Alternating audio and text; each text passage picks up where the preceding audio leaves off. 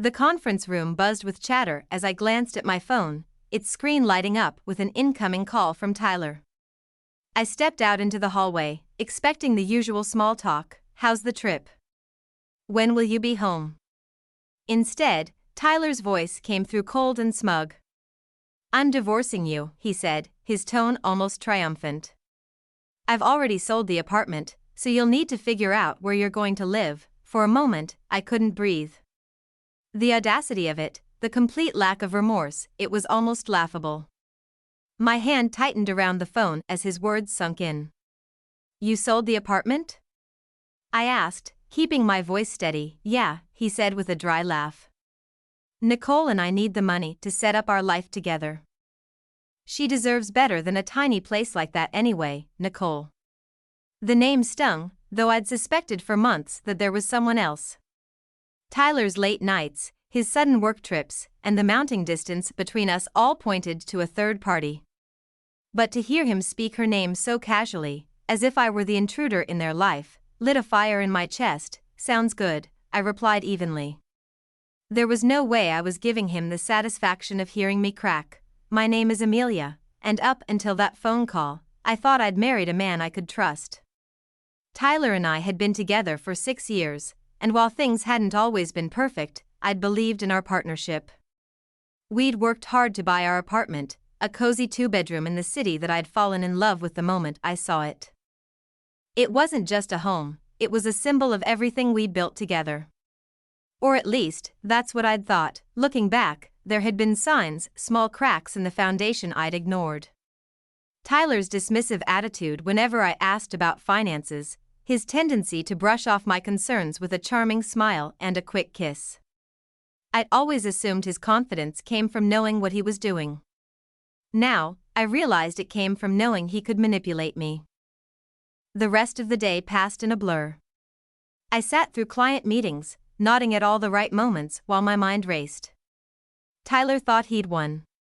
He thought he could pull the rug out from under me, sell the home I'd worked so hard for, and walk away scot-free.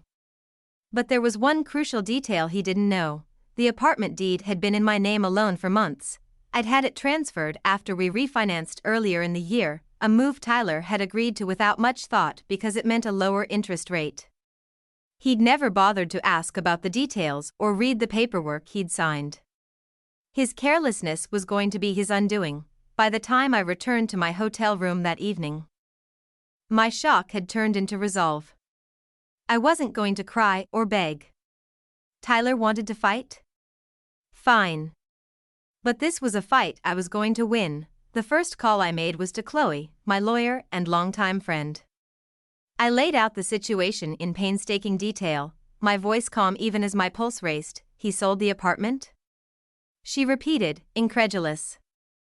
"Does he even realize that he can't do that without your consent?" "Apparently not," I said, a hint of amusement creeping into my tone. "He thinks he's already spent the money on his new life with Nicole." Chloe laughed dryly. "Well, he's in for a rude awakening. The sale is invalid. You can prove sole ownership, and if he's taken any money from the buyer, he's on the hook for fraud." The word fraud sent a jolt of satisfaction through me. "What do we need to do?" I asked. "But first, we'll notify the buyer that the sale isn't legal," Chloe said. "Then, we'll draft a formal letter for Tyler outlining the consequences of his actions. If he's dumb enough to try anything else, we'll take him to court." As I hung up, I felt a strange sense of calm settle over me. Tyler thought he'd outsmarted me, that he'd left me powerless and scrambling. But in reality, he'd just set himself up for the ultimate humiliation. I spent the rest of the trip focusing on my work, compartmentalizing my emotions, and channeling my energy into the task ahead. The betrayal hurt, but the prospect of reclaiming my life and watching Tyler's smugness crumble gave me a sense of purpose I hadn't felt in months. When I boarded the plane home, I was ready. Ready to face Tyler. Ready to dismantle his lies. And ready to start a new chapter without him. This wasn't just about winning, it was about taking back control. The flight home gave me hours to think about how everything had unraveled. Tyler's arrogance was astounding. He hadn't even tried to hide his betrayal, as if I was just another obstacle to bulldoze on his path to freedom. But instead of spiraling into anger, I focused on what I'd do when I returned. Tyler thought I was powerless, but he didn't realize I'd been playing the long game without even knowing it. As the plane touched down, my first call was to Chloe. "I'm back," I said as I hauled my suitcase off the luggage carousel. "What's the next step?" "We've already notified the buyer," she replied, her tone brisk and efficient. They were shocked, to say the least, and not too happy with Tyler. "They're willing to cooperate, which helps our case, and Tyler?" I asked. "I sent the formal letter to his email this morning," she said. "It outlines the illegality of the sale, your sole ownership of the apartment, and the potential consequences of fraud. He hasn't responded yet, but if I had to guess, he's going to be furious." Good, I thought. Let him stew. When I arrived home, the apartment was eerily quiet.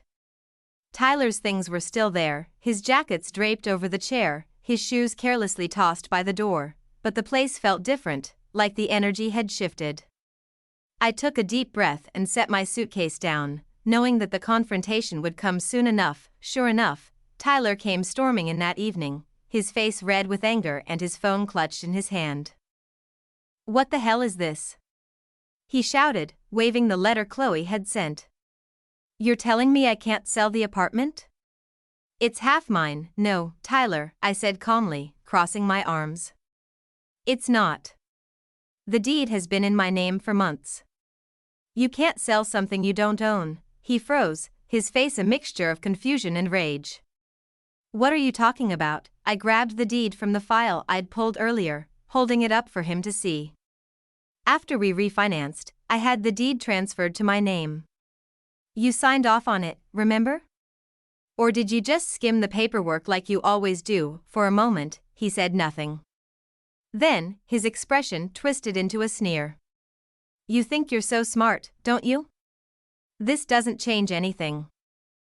I already made a deal, and you're going to look like a fool when it all falls apart." I stared at him, unblinking. "The sale is already void, Tyler. The buyer knows it, and they're ready to take legal action if you don't return the money." "Oh, and speaking of money," I took a step closer, lowering my voice. "If you've spent a single cent of that deposit, you're in even bigger trouble." Tyler's confidence wavered for the first time. "You don't know what you're talking about," he muttered, avoiding my gaze. "Oh, I know exactly what I'm talking about," I said, my voice steady. "You've spent years treating me like I'm too naive to notice what you're doing. But guess what, Tyler? I've been paying attention. And now, you're going to deal with the consequences." He started pacing, his frustration mounting. "This is ridiculous. You're blowing everything out of proportion. You can't just kick me out of here." I raised an eyebrow. "Actually, I can. This apartment is legally mine. You can stay here for now, but only because I'm giving you the courtesy of time to figure out your next move. But let me be clear, I'm not going anywhere." Over the next few days, Tyler's anger turned into desperation. He called me repeatedly, leaving frantic voicemails that alternated between begging and threatening. Meanwhile, Chloe worked behind the scenes to ensure that every loose end was tied up. The buyer rescinded the agreement, furious at Tyler for wasting their time and money, and Chloe drafted the preliminary paperwork for the divorce proceedings. "You're in a good position, Amelia," she told me during one of our meetings. "Tyler has no leverage here. Between the voided sale and the fraud charges hanging over his head, he'll have to cooperate if he wants to avoid a bigger mess." Her words were a relief, but they also reminded me just how much I'd allowed Tyler to control my life for years. I'd ignored his dismissiveness and arrogance, telling myself it wasn't worth the fight. But now, I saw how much I'd been giving up, and I was determined to take it all back. Laura, my best friend, came over one evening to help me reorganize the apartment. We boxed up Tyler's things, carefully stacking them in the corner of the living room. "How's he taking all this?" she asked, holding up one of his Gucci ties with a smirk. "Not well," I said, laughing despite myself. "He's still convinced he can talk his way out of it, but I'm not budging." "Good," she said, tossing the tie into the box. "He doesn't deserve a single inch of your space, or your time, I nodded, feeling a wave of gratitude for her support. For so long, I'd felt alone in my marriage, carrying the emotional and financial burden while Tyler took credit for everything. But now, I had people in my corner, and that made all the difference. The final piece of my plan fell into place the day Tyler brought Nicole to the apartment. I was sitting at the dining table, reviewing some paperwork, when they walked in like they owned the place. Nicole looked around with a smug smile, her arm looped through Tyler's. "So, this is where we're staying?"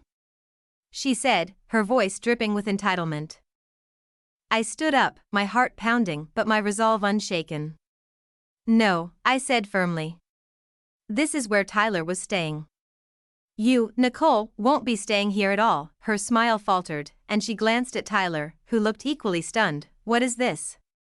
he demanded. "This," I said, gesturing to the apartment around me, "is my home. Not yours. Not hers. And certainly not a hotel for you to shack up in after stabbing me in the back." Nicole's expression turned icy, but she said nothing. Tyler, on the other hand, looked like he was about to explode. "You can't do this," he shouted. "You're being unreasonable." I met his gaze, unflinching. "No, Tyler. What's unreasonable is thinking you could sell my home, walk away with the money, and expect me to just roll over. You're lucky I haven't filed criminal charges." For now, Tyler stood in the doorway, his face red with frustration, while Nicole crossed her arms, looking increasingly uncomfortable. "You're being ridiculous, Amelia," he said, his voice laced with desperation. "You can't just kick me out of my own home." I took a step forward, my voice calm but unwavering. "This is my home, Tyler. The deed has been in my name for months, and you know that. You signed the paperwork without even reading it, just like you always do. So no, this isn't your home anymore." Nicole glanced at Tyler, her perfectly manicured hand tightening around her purse strap. "Wait, what's she talking about?" she asked, her tone sharp.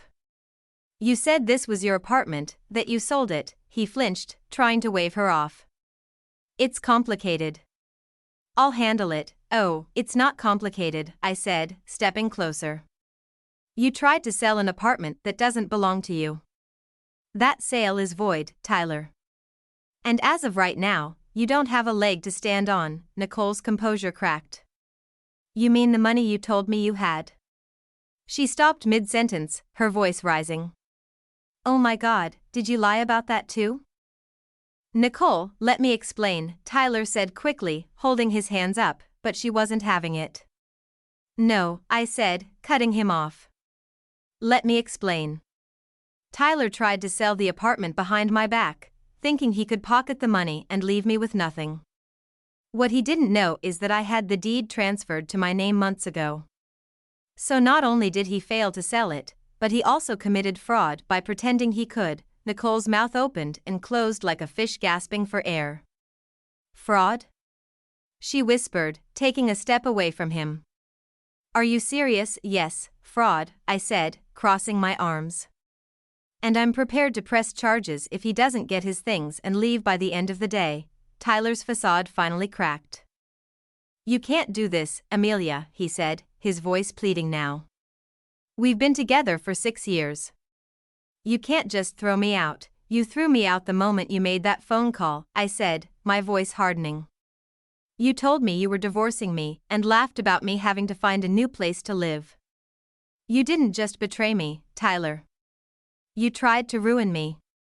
So don't stand there and act like you're the victim." Nicole took another step back, her eyes darting between us. "This is insane," she muttered, clutching her purse tighter. "You didn't tell me any of this, Tyler. You said you had everything handled." He turned to her, desperation written all over his face. "Nicole, I can fix this. I just need." She cut him off with a raised hand. "Don't. Just don't. I'm not getting dragged into your mess." Without another word, she turned on her heel and stormed out, leaving him standing there, stunned. I couldn't help but smile as the door clicked shut behind her. "Looks like you're on your own," I said, turning back to Tyler. "Now, let's talk about what happens next." he slumped onto the couch, burying his face in his hands. Amelia, please. I screwed up. I know that. But you don't have to do this. You're right, I said, grabbing a folder from the kitchen counter and setting it on the coffee table in front of him. I don't have to do this. But I'm going to. This is the divorce paperwork. My lawyer has already drafted it, and I suggest you sign it quickly. The sooner you do, the sooner we can both move on. He stared at the folder, his face pale. You really hate me that much, hate you? I let out a bitter laugh. No, Tyler. I don't hate you. I feel sorry for you. You had everything, someone who loved you, a home we built together, and you threw it all away because you couldn't see past your own ego. I stood, my heart pounding but my resolve unshaken. I want you out of here by the end of the day. Take your things and figure out where you're going to stay. This is the last time I'm giving you any grace. He opened his mouth to argue but stopped, his shoulders slumping in defeat. Fine, he muttered. I'll go. Good, I said, walking toward the door.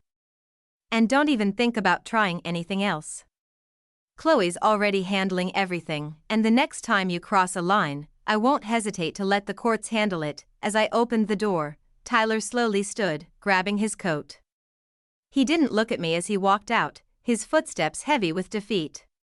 For a moment, I felt a pang of sadness, not for him, but for the life we could have had if he'd been the man I thought he was. But that moment passed quickly. Replaced by a sense of relief, I closed the door behind him, locking it with the new key I'd had made. This was my home now, and no one, especially not Tyler, would take it away from me again. The silence in the apartment after Tyler left was deafening. For the first time in years, I felt like I could finally breathe. The space no longer felt heavy with his presence, his entitlement, or his lies. It was just me, the home I'd built, and the quiet realization that I had won, not just against him, but against every doubt I'd ever had about standing up for myself. I stood in the middle of the living room, taking in the emptiness where his things had been. His oversized gaming chair, the framed jerseys that had cluttered the walls, and the gaudy coffee table he'd insisted on keeping were all gone. The apartment looked cleaner, brighter, like it was mine again. Lauren came by that evening with takeout and a bottle of wine. Is he really gone? She asked, plopping down on the couch with a dramatic sigh. Gone and not coming back, I said, pouring 2 glasses of wine. I gave him until the end of the day to pack his things. He didn't argue. Lauren raised her glass. To fresh starts and well-deserved victories. I clinked my glass against hers, feeling the weight of the past week slowly lifting. To never letting someone walk all over me again. Over the next few days, I began to reclaim the apartment, piece by piece. I rearranged the furniture, moved my favorite artwork into the living room, and filled the space with things that made me happy. It wasn't just about redecorating, it was about turning the apartment into a reflection of who I was, not the person Tyler had tried to make me. Chloe called with updates on the legal proceedings, her voice filled with the kind of confidence that made me feel invincible. The fraud charges are off the table since the buyer decided not to pursue them, she explained. But the divorce paperwork is moving along smoothly. Once Tyler signs, you'll be officially free. Hearing the word free made my chest tighten. It wasn't just about the divorce, it was about everything I'd been carrying for years. The resentment, the self-doubt, the feeling of being trapped in a marriage that didn't value me. It was all finally being lifted. Tyler tried to reach out a few times. His messages ranged from half-hearted apologies to pathetic attempts to guilt me into reconciling. I made a mistake, one read. Can't we at least talk about this? Another was more desperate. You're going to ruin me, Amelia. Is that what you want? I didn't reply. For once, I wasn't going to waste my energy trying to fix something that was broken beyond repair. He'd made his choices, and now he was dealing with the consequences. By the end of the week, the apartment felt like a completely new space, warm, inviting, and entirely mine. As I sat on the couch with a cup of tea, the city lights twinkling outside the window, I thought about everything that had happened. Tyler's betrayal had been a shock, but it had also been a wake-up call. For too long, I'd let myself believe that I didn't deserve better, that I had to settle for whatever scraps of respect and love he decided to throw my way. But now, I knew better. I wasn't just reclaiming my apartment. I was reclaiming my life. A month later, my life looked completely different. The apartment was unrecognizable, not because of any drastic renovation, but because of how it felt. It was a space that reflected me, my tastes, my personality, and my newfound independence. The absence of Tyler's clutter and his overbearing presence made the home feel lighter, freer. The divorce was moving along smoothly. Chloe had handled everything with precision, ensuring Tyler had no room to argue or complicate the process. He signed the papers without much fuss, likely realizing that he had no leverage. There was no grand showdown, no emotional plea to work things out, just a cold, clean break that felt both bittersweet and deeply satisfying. One day, as I sorted through some old papers, I came across a photo of Tyler and me from our early years together. We're smiling, arms around each other, full of hope and promise. We were smiling, arms around each other, full of hope and promise. I stared at it for a moment, letting the memories wash over me. There had been good times, moments when I truly believed we were building a life together. But those moments were gone, overshadowed by years of neglect, manipulation, and betrayal. I tucked the photo into an envelope and put it away in a drawer. It wasn't worth keeping out in the open, but I wasn't ready to throw it away either. It was a part of my past, but it didn't define me anymore. Lauren and I celebrated the finalized divorce with dinner and drinks at a trendy rooftop bar downtown. "Your glow is glowing," she said, raising her cocktail in a toast. "Single life suits you," I laughed, feeling a warmth I hadn't felt in years. "It's not the single life," I said. "It's the freedom. For the first time, I don't feel like I'm living under someone else's rules." We toasted to that, and as the night went on, I felt a growing sense of pride in myself. I'd faced one of the hardest moments of my life and come out stronger. I wasn't just surviving, I was thriving. Back at home, I started planning for the future. The apartment had become more than a refuge, it was a symbol of everything I'd reclaimed. But I knew I wouldn't stay there forever. Someday, I'd move to a new place, one without any lingering shadows of my life with Tyler. Until then, I was determined to make the most of every moment in the space I had fought so hard to keep. As I curled up on the couch that night, a sense of peace washed over me. I thought about how Tyler had laughed during that phone call, so certain that he'd won, and I couldn't help but smile. His arrogance had been his downfall, and my quiet strength had been my salvation. This wasn't just the end of a marriage. It was the beginning of a new chapter, one where I called the shots, one where I chose happiness on my own terms. And after a long time, I felt truly free.